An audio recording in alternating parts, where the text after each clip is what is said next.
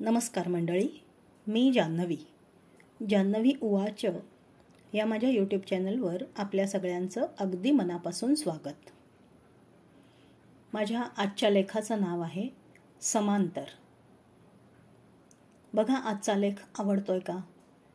आवडला तर लाईक करा, शेअर करा आणि सबस्क्राईब करा. धन्यवाद. पौर्णिमा आणि पंकज यांचं लग्न झालं. त्या दोघांनी एकमेकांना पसंत करूनच लग्न केलेलं होतं. म्हणजे उगीचच आई म्हणते म्हणून किंवा बाबांची इच्छा म्हणून असलं काही नव्हतं. दोघंही शिकलेले होते, स्वतःचं बरं वाईट समजणे इतके सज्ञान होते.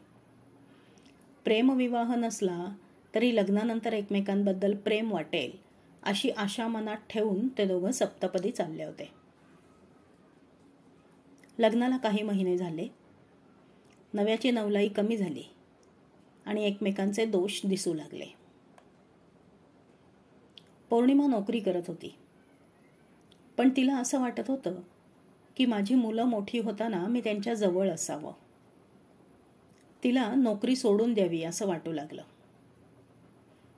तसं तिने पंकजला विचारलं, तर तो म्हणाला, तू तुझं ठरव. त्यावेळी पौर्णिमेला वाटलं, आपला नवरा किती समजूतदार आहे.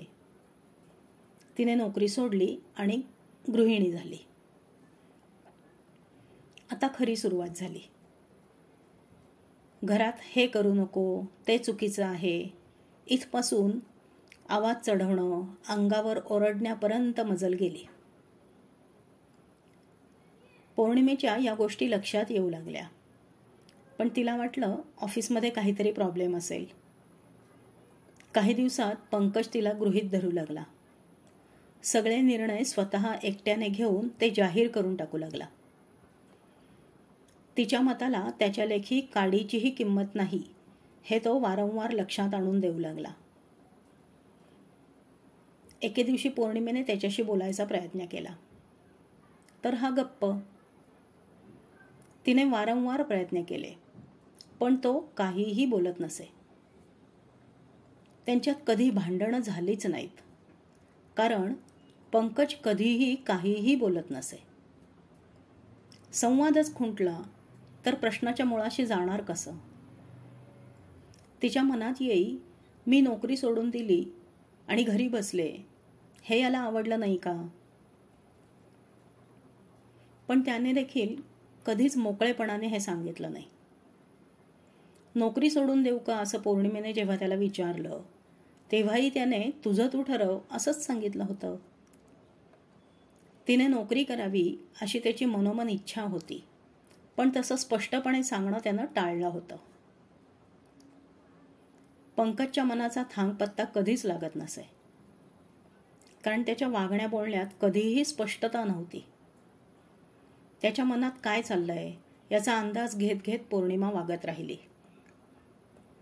नोकरीच्या बाबतीत त्याच्या मनात काय आहे हे ओळखायला पौर्णिमा चुकली आणि इथेच सगळा खेळ सुरू झाला. जगण्यासाठी पैसा तर लागतोच. पौर्णिमेला प्रत्येक गोष्टीसाठी पंकजकडे हात पसरावा लागत होता.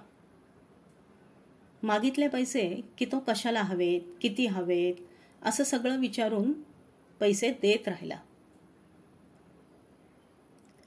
नवऱ्याकडे पैसे मागण्यात कसला आलाय कमीपणा?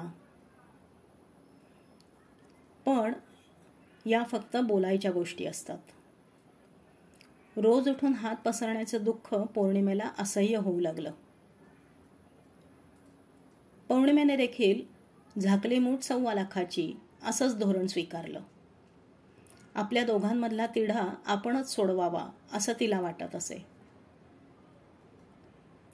तो इमाने इतबारे नोकरी करून पैसे मिळवत राहिला आणि ती घर आणि मुलं यांच्याकडे लक्ष देत राहिली.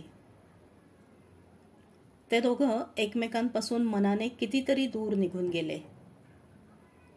नदीचे 2 किनारे जसे समांतर असतात, तसे हे दोघं समांतर चालत राहिले. एकाच घरात राहत होते, एकमेकांना पाहत होते, पण एकमेकांपासून कितीतरी दूर. धन्यवाद.